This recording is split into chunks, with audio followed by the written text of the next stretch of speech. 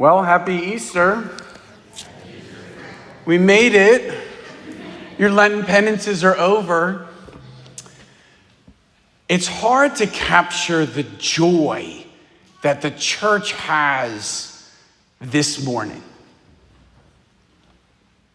Not only during the Lenten season have you deprived yourselves of various elective goods, but the church herself has entered a state of deprivation. All the saints were covered over. The tabernacle was empty. The altars were stripped. The holy water fonts were bone dry. Everything was gone. The altar was bare. It had no flowers to it. All the things that we take consolation in, that we have hope in, that gives us reasons for joy and for life. And suddenly we are utterly deprived of all of them until we realize with striking clarity that these are all gifts that don't actually have to be given. And then we desire them again. But the problem is we're powerless to restore them. And so we enter in to the experience of the disciples who eventually even Christ himself was taken away from them and all they had left was a tomb. I mean, think about that. Everything we have, the priesthood, the diaconate, these servers, all of you sitting in the pews, you are all here because of this morning. And the church, when Jesus rises from the dead, can't take it all in at once. How could you? The way I think of it, and this is a poor example, is my cousin Kevin. He had his first baby several weeks ago. I've mentioned this to you before. And prior to the Mason's birth, life for Kevin was very straightforward. He worked, he socialized with his friends, he enjoyed date nights with his wife. He slept 8 hours every night, traveled with ease, whether to Wawa or to Italy, and he was otherwise fairly thoughtless about the neighborhood in which he lived. And then like that, everything changed. And the obvious changes he certainly expected, like the diminished sleep, the irregular eating patterns, a calendar that was totally dedicated to the needs of his new family. Fine. It was everything else that caught him so much by surprise, he couldn't process it all at once. Instantly, he cares passionately about the neighborhood in which he lives. Is it safe? Suddenly, the school district matters. Is it good? Time itself began overwhelming him. Every minute that passed, Mason was growing bigger, hitting a new stage, having a new first. Every few minutes became for Kevin the end of an era and the utter dawning of a whole new chapter. And it was happening all at once. In fact, it became so bad that Kevin would leave the room to use the restroom, and then with this dire urgency, he'd come flying out and he would say to his wife, "What did I miss?" And she would say, "I don't know, he coughed, he burped, he breathed a little bit."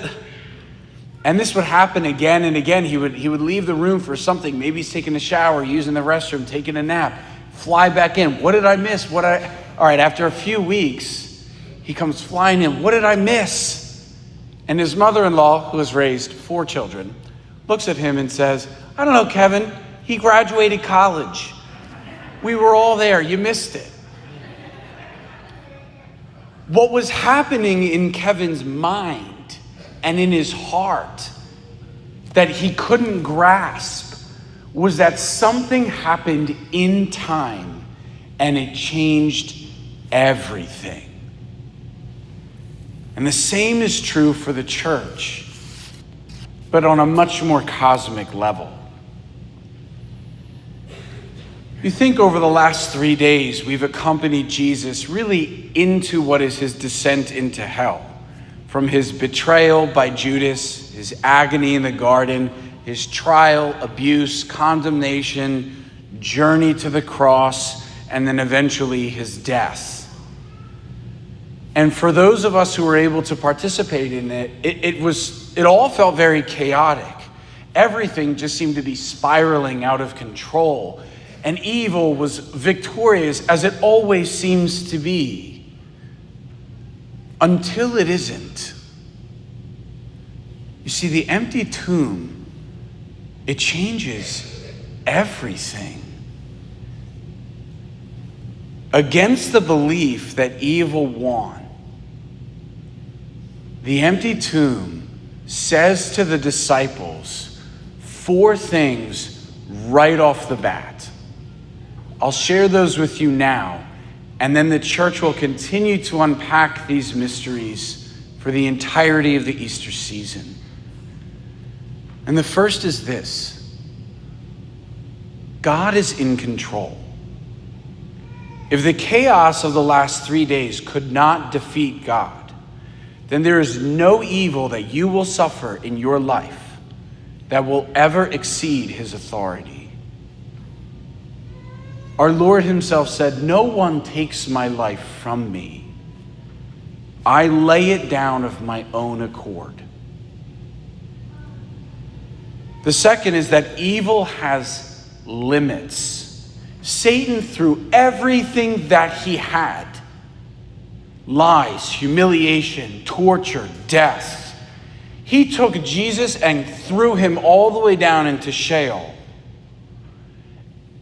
And he came back.